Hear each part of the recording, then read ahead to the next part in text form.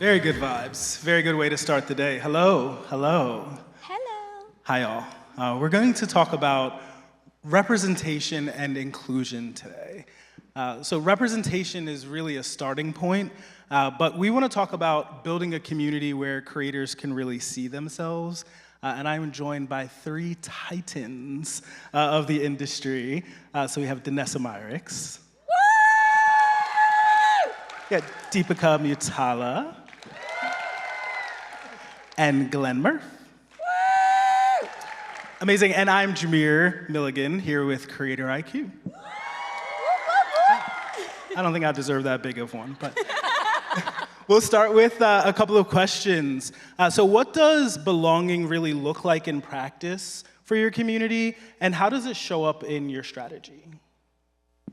I guess I'll start. I mean, for me, when I think about the idea of belonging and how it relates to our brand, I think about how the brand started and like why we're here. I think there's so much intent behind why Danessa Myricks Beauty exists. It was all about seeing the unseen, championing the people who haven't been recognized, but also telling a story of everyone. And so for me, it's really about delivering on the promise at all times, right? And so I think in practice, the most important thing is product, to be honest, because I started a beauty brand, right? And if I'm saying this is for everyone and I see you and I want everybody to see themselves in what we're doing, when somebody touches a product, they have to feel that. It has to resonate. So I spent a lot of time there delivering on the promise. So what people have come to know is that you're going to get what I say. If I say it does a thing, it's going to do a thing. And I think building that trust is really important, and maintaining the trust is really important too. So it's not just in the words, it's in like how we show up in our marketing materials. Like, when somebody looks up the brand, who are they seeing? They see me, obviously. I'm a Black woman, and so in your mind, you may say, okay, yes, she's thinking about me, but what about everybody else? And so I make sure that that's communicated in everything that we do. And then again, in the product, like if I say this is for everyone, you're gonna feel it when you use it. I love that. This is why I love this panel, because retweet everything she just said. I feel so connected to all the things you said, and actually Live Tinted, our slogan is "It feels good to be seen," because I want every decision to be made around how do you make people who haven't seen themselves represented in the beauty industry actually feel represented. And it's the little ways, right? Like in our shaded products, the deepest shade is shade 1, which historically, obviously, that's not the case. And it's like, I want to be more about walking the walk than talking the talk. Of course, it's important in moments like this. But I want it to just be like somebody comes up to our merchandising at an Ulta door and says like, oh my God, that looks like me. And oh my gosh, that just looks like it's not necessarily a model. Like in our last complexion shoot campaign, it was people from our community, and they were just real people who never saw themselves. And so I just think that those small things we do in our day-to-day from the beginning to the end, and thinking of the community as the why. We actually started as a community platform before we even had a singular product. And what that really meant was like bringing people together around this common idea of like, the beauty industry doesn't speak to me. And so then when we launched our first products, it was about, okay, well, what do you not see? And overwhelmingly, everyone said a product for my dark circles, and which launched our first product, the Hue Stick. I mean, times two, everything that both of you have already said, but I would say for Savage X Fenty being in the fashion space, when we launched the brand in 2018, there were not a lot of intimate apparel brands that made clothing for everyone. And our mission is making intimate apparel for everybody, and we spell body, B-O-D-Y, like we break out everybody and we capitalize it because it is for everybody type. We're very, in terms of like intentionality, everything from the product all the way down to the influencers that we partner with to tell the story around those products is extremely intentional. We want to make sure that there's representation across the board, because for so long there was not. And I think for us, in order to make sure that we can continue to see that across the entire industry, the fashion industry in general, it is extremely important for us to not only double down on that mission, but tap into influencers and tap into a community that also reflect that. Amazing. I'm so glad you spoke about size inclusivity, because I think that that's something that folks don't think about often, right? You go into a store, you find this product you really love, and then you can't find your size, right? And what that does and how that kind of changes your entire experience, very similar to the experience that folks often have in beauty. It's so interesting because we did a post where we showed swatches of a palette, and there was a plus size arm in it. And we got more feedback about there being a plus size arm than even the product, because people saw themselves even in a swatch. So those small things are really important. Absolutely. Danessa, also last year you shared an example of a creator who kind of needed to be included in your community a little bit, and ultimately she was invited to your birthday party, right? Oh, yes. So I would love to maybe get some other experiences from any others of times that you kind of really went and invested in your community into making sure that folks are feeling included.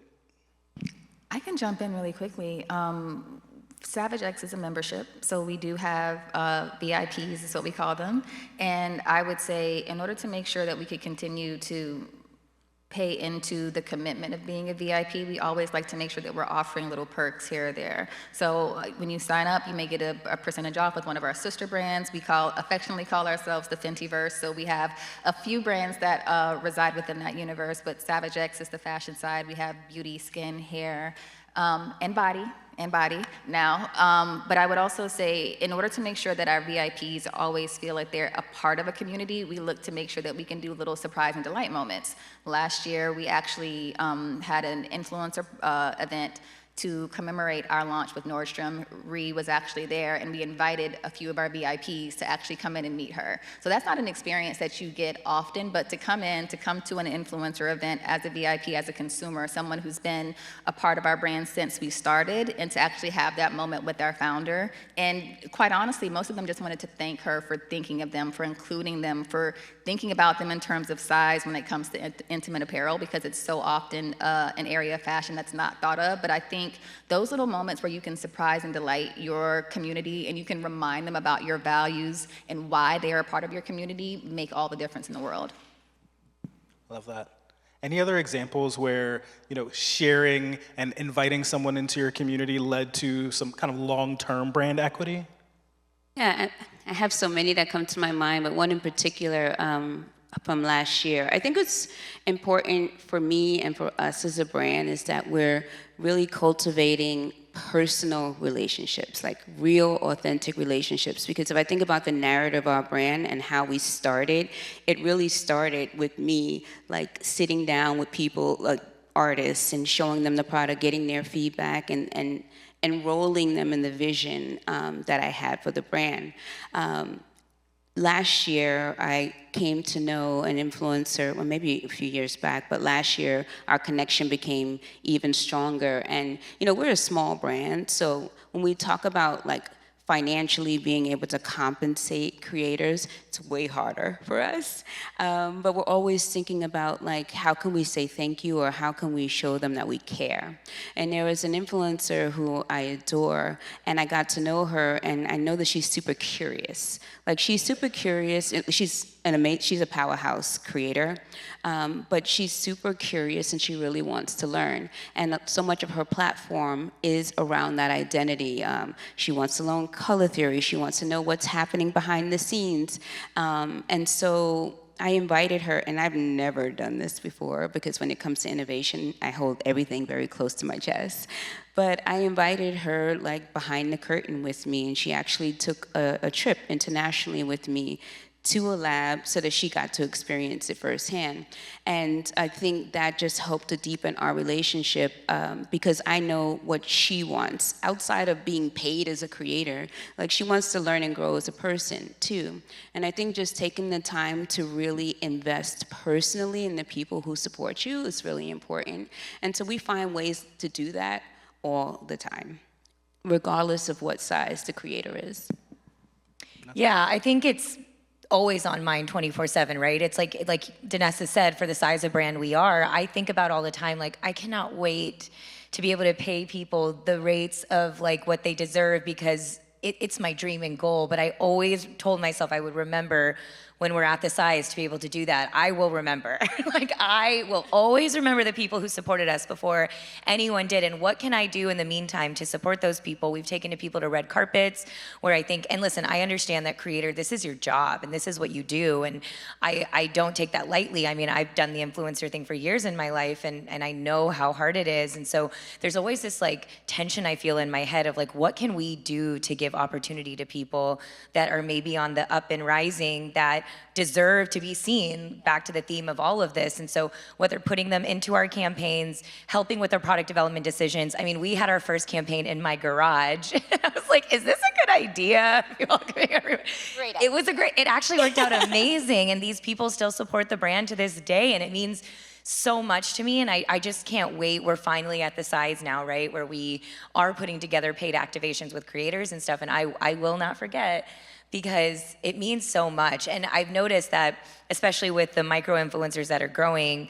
you know, the ones that we have done small activations with, they will constantly post because it's your careers, right? And so we want to support it, but always remember the people who supported us. Love that. The one thing that I'll also say is I always try to make sure that regardless of where a creator is on their journey, that we're pouring into them from a creative standpoint as well. I think a lot of what I've discovered in the relationships with the creators that I have is they just want to get better at their craft of content creation. So what worked, what didn't work, bring them in on a campaign, give them a little bit of creative control, make this more of a two-way dialogue, especially if you're not going to be able to provide the monetary payment like upfront. Then creativity and having that two-way relationship will sometimes go a lot further. I won't say a lot further, not a lot further than the dollar, but it will help. It will help, and I think a lot of what we've tried to do is we don't say no to creators often, quite honestly. We have a tiered system, and we work with creators so they can go through our program and they can continue as they grow with their craft. We want to grow with them. So I think pouring into them, having honest conversations with them, but also helping them along their journey for content creation, helping them, whether it's giving them direction on creative, whether that's, again, taking insight from them. I have creators all the time. Every time we drop new collections, Glenn, the fabric, or the stitching on this, or the color of this is so fabulous. How did you guys come up with it? That's great intel, too, for us to take back to our product team. I would just say the creators that we have in our community pour into us in so many ways that we always try to make sure if we can't do something financially, if it's an experience, obviously we want to do something like that to continue to kind of help build that community, but just pouring into their careers and seeing them where they are as a content creator, whether they're nano, micro, and giving them the opportunity to work with a brand like Savage is something that I really feel has been rewarding over the last few months. I think we're all saying, like, it's not about transactional. Yeah. It's like true building relationships and seeing the creator where they are. Absolutely. Some of the really cool things I've seen is brands actually take the initiative to say, hey, do you need a new camera? Do you need a new ring light? Do we need to get you one of those little microphones? Whatever it is that we need to do to make sure that your content is going to go to that next level. Seeing that level of investment has really changed that brand to creator relationship. So I really love that.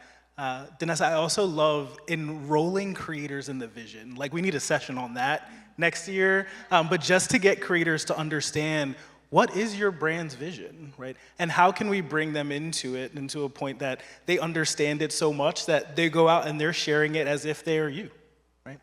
So I love that. One other question here is, how do we ensure that inclusivity isn't just a buzzword or something that, you know, we work on during a particular month of a campaign? How can we make sure that inclusivity is a part of a brand's ethos? Well, when I think about representation, representation means, okay, you can be here.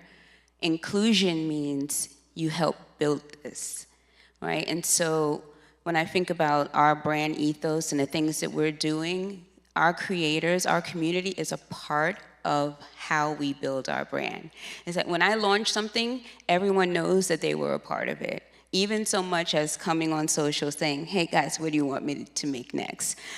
People are always surprised that I live in my DMs. They're like, you're supposed to be a CEO. This is a problem I have internally. They're like, why are you on your phone?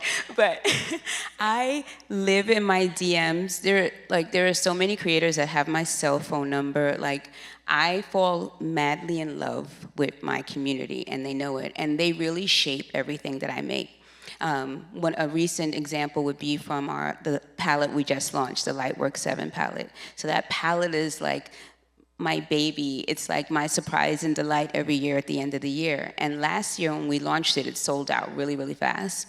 And then I was watching all the feedback afterwards, and people were like, Danessa, I love this. There's all these magical colors, but there's no mattes in here. Like, what do I wear with it? What do I pair with it? I'm scared, da da da. I love this. I collect them all. I don't wear them. And I'm like, well, that's not good.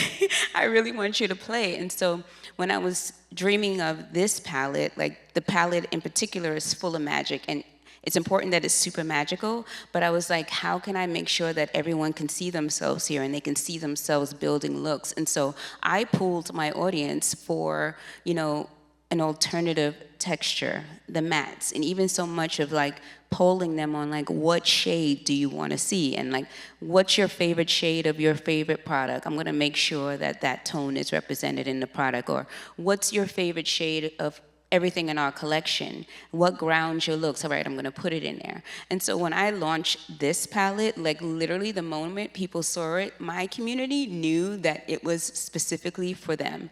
And we 3x'd the sales of that palette on day one sales because of it, because they were waiting. They were like, oh, she thought of me. Like their posts were like, I told her to put on the mattes and she listened and she did it, and that's how I make everything.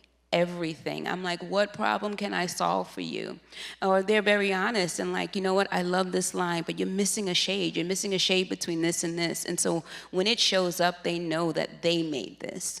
And I think that's what's super important, that they continue to see themselves in everything that I create. And I know that it's working because when they show up, I can see who's in the room. We did a casting last year and we were like, we're not using agencies, we want our community there. We had over 800 people lined up outside. We had people in wheelchairs. We had people who had one eye. We had people, like everybody knew that I expected every one of them. There was no rule about, how tall you needed to be or what your hair needed to look like. They knew that our brand is a safe space. We see them in any way that they show up. And so that's what we just continue to do. Like, we need to know that they're feeling it and that they're seeing themselves, and actually they need to feel that they're building this brand with me. So our brand is literally the brand that the community has built. They're included in everything. Amazing. How could they feel left out in any way? Definitely deserves a clap. Anyone else want to share on, ways to include? I think the thing that, we both do is just like, our journey out loud, Like, I think the more that you share it with people, the more they see, because it's like, there's so many glitz and glam things, but 95% of it is not cute. It's like, you're just working and you're doing the things, but like, same with her, like, I leave voice notes in my DMs to people. Like, somebody will be like, oh, but why aren't you coming out with this yet and this yet? And I'm like explaining to them, I was like, well, we got to get our retail partner to buy into this, and we really have to prove that we can do this, so please buy this version of it, so then we can make, I like try to educate people to make them understand, like, I'm with you. I want it to exist too, and all these things. And I just think the human connection, right? Like, it's not just about inclusivity, like you said, being a buzzword, especially in today's world. It's like, I don't even want to scream it as much as I want to be it. And I think just showing it, and all of our brands for sure, we're just existing like it. It starts with the founder down to the products, to the community, who we work with, the partnerships that we do. Everything has to be thought through to do it different. I know it's the reason we started our brands, and I can only imagine with Rihanna and stuff, like, I just really do believe that it always starts at the top. Absolutely. And the final note that I'll say, because I think you said it all, quite honestly, but the only other thing that I would say is, for us, like, inclusivity is not just a value. I think we've done a really remarkable job of working it into our operating model. So we think about inclusivity at every level. It's not just my responsibility as a brand marketer, but it's our product team's responsibility. It's our merch team's responsibility. It's our social team's responsibility. It's everyone's responsibility. So we're all looking at this to make sure that whatever we put out into the world, whatever product, campaign, even an acknowledgement of, whether it's Women's History Month, Black History Month, we try to make sure that we are telling stories People are at the center. Product is extremely important, as Danessa mentioned earlier, but I think when we're talking about just making sure inclusivity is front and center, it's worked into our operating model, and we measure it. I think that you can actually see the business impact of it, and I think that's extremely important as businessmen and women that we think about that moving forward. The demos that we're all going after are getting more and more diverse the younger and younger they get. So this is no longer talking about whether or not we should or we shouldn't. Like, this is just, it's here now. So how do you make sure that you're building a brand for the future? And inclusivity is not just something that you can think of as a value anymore. It has to be worked into how you do business.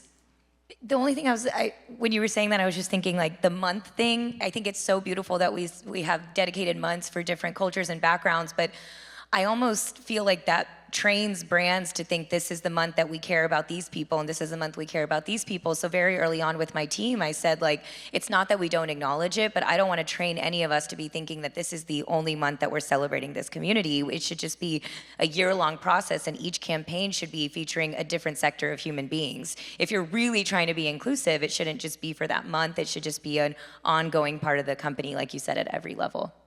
What I love about what they both said, spot on, is that it's really about what's happening every day, and the way to make sure that inclusivity is a part of everything is to look at your team. I think so much is missed when your team is not diverse.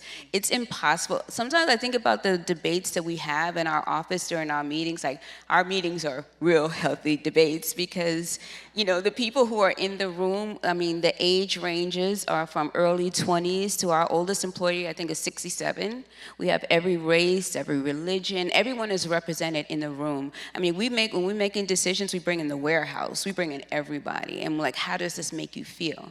And I think the more diverse your team is, the less likely you can avoid having conversations about everyone at all times. But when your when your room is, your purview is like, your lens is tight, you know, that's when you get into problems. There's no one to check you.